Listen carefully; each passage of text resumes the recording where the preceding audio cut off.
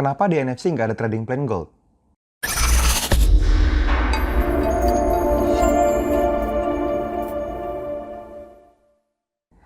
Halo teman-teman semua, ketemu lagi dengan saya Fadli, foundernya Nusantara Efek Community, tempatnya para trader Nusantara teredukasi. Nah, kita lagi akan ngobrol-ngobrol santai. Ini kita lagi di Malaysia, tepatnya di Hotel Jaya Marriott Kuala Lumpur ya, di Bukit Bintang nih. Jadi di depan sini nih shopping mall dan lain-lain semuanya kita udah jamah ya. Semalam kita sempat jalan-jalan, terus makan durian dan lain-lain. Tujuan utamanya sudah tercapai. Jadi kalau kita ke Malaysia, kita pengennya makan musangking kan, kurang lebih gitu ya. Oke, ngomongin tentang gold, nah banyak banget nih sebenarnya. Jadi ini bisa jadi satu video yang bisa menjawab banyak pertanyaan teman-teman semua, khususnya family NFC yang spesifik nanya ke saya atau ke nanyanya ke Instagramnya NFC ya, di Nusantara Efek Community, itu tentang tradingan gold. Yang pertama gini teman-teman. Kenapa NFC nggak ambil trading plan gold, nggak publish trading plan gold? Apakah NFC tidak trading gold? Nah, jawaban yang pertama gini. Kalau misalnya kita publish trading plan gold, itu nggak fair buat semua family NFC menurut saya. Kenapa? Karena gini teman-teman, teman-teman perlu paham dulu. Kalau kita trading gold, itu kan posisinya memang apa ya, nggak ada bedanya sebetulnya. Sama aja kalau misalnya teman-teman trading di Euro USD misalnya, atau di GBP JPY misalnya, atau di pair apapun yang lain sebetulnya, sama dengan XAU USD ya kalau teman-teman trading di gold. Nah, yang membedakan adalah daily ATR atau tingkat volatilitas dari gold itu sendiri itu tinggi banget, lebar banget, areanya jauh banget, sehingga area-area yang terbentuk itu mendapatkan, sehingga bahasanya tuh kalau misalnya teman-teman mendapatkan area, itu areanya pipsnya jumlahnya besar, lebar-lebar ya. Jadi kalau buy limit atau sell limit, teman-teman akan dapetin area yang kurang lebih bisa di atas 50 pips, di atas 100 pips bahkan seperti itu. Itu yang pertama. Yang kedua, karena kita tradingnya di spot forex, kita perlu buffer zone. Nah, rules-nya NFC, kalau kita dapetin trading plan misalnya di H4, kalau kita mau dapetin buffer zone atau ruang gerak harga, biasanya kita lebihin sedikit buat dapetin harga stop loss-nya. Nah, harga stop loss tersebut biasanya kita ambil dari daily ATR. Jadi dari daily average to range-nya si gold itu sendiri, kita ambil 10%-nya, kurang lebih begitu. Nah, terus kenapa kita nggak ambil? Gini teman-teman, kalau teman-teman lihat, ya teman-teman coba cek di trading plan-nya, di gold itu sendiri, biasanya daily ATR-nya itu lebih dari 150 pips, bahkan sampai 200 pips. Jadi kalau misalnya kita mau ambil 10%-nya, buffer zone-nya aja itu 20 pips teman-teman.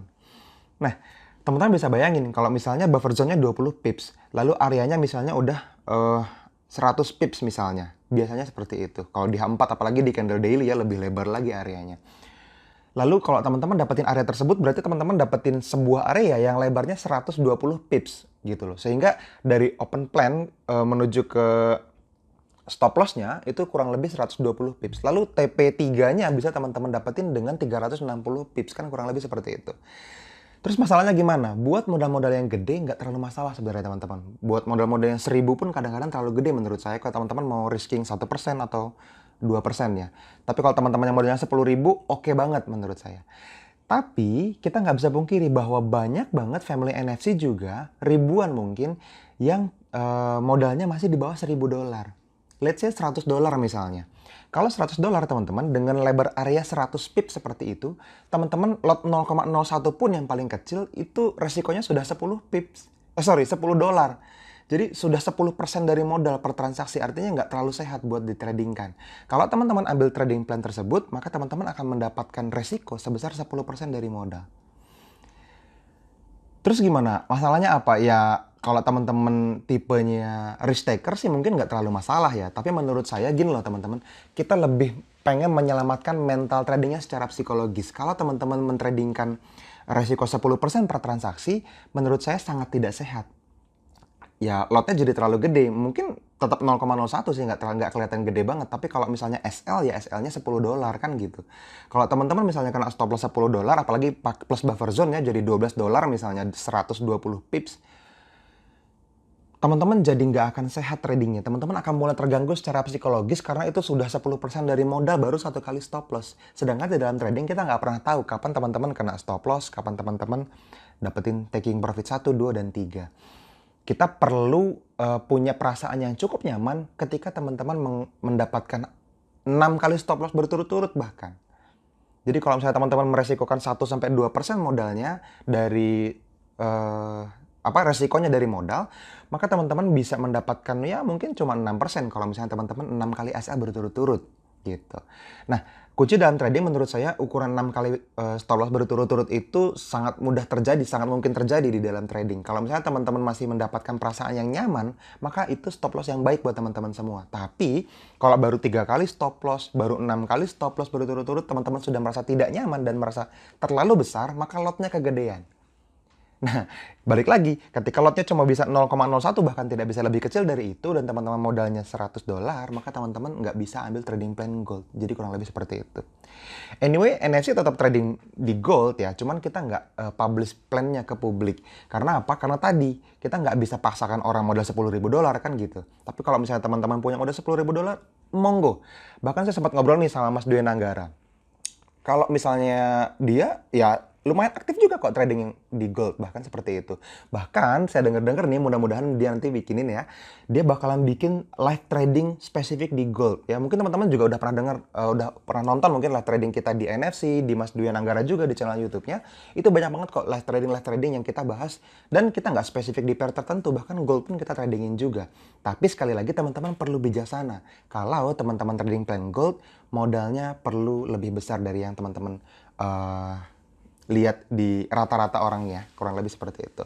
Kalau teman-teman modalnya 1.000 atau 10.000, 5.000, bahkan 100.000, saya nggak akan komen apa-apa deh.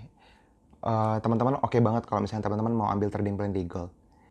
Oke teman-teman, jadi itu aja dari saya. Teman-teman perlu garis bawahi lagi sekali lagi bahwa NFC, Nusantara Efek Community, bukannya tidak trading gold atau against gold gitu ya. Tidak, kita sama sekali punya perasaan yang netral sama gold. Bahkan semua pair sama aja sebetulnya. Semua aset-aset yang lain pun sama seperti itu. Hanya kebijaksanaan kita aja yang kita putuskan supaya family NFC tetap aman. Supaya teman-teman bisa mendapatkan pertumbuhan yang baik dulu di awal, kurang lebih seperti itu. Tapi kita sama sekali netral dengan gold. Tidak punya perasaan yang nggak mau gitu ya, atau menghindari, atau mungkin takut ada apa-apa dengan gold dan lain-lain. Enggak, sama sekali enggak.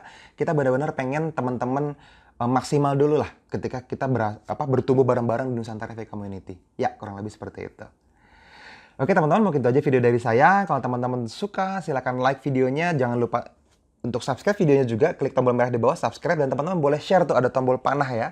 Teman-teman share buat semua traders gold yang ada di luar sana, bahwa kita bisa kok trading gold. Ya, itu aja dari saya teman-teman. Sampai ketemu di video-video selanjutnya. See you!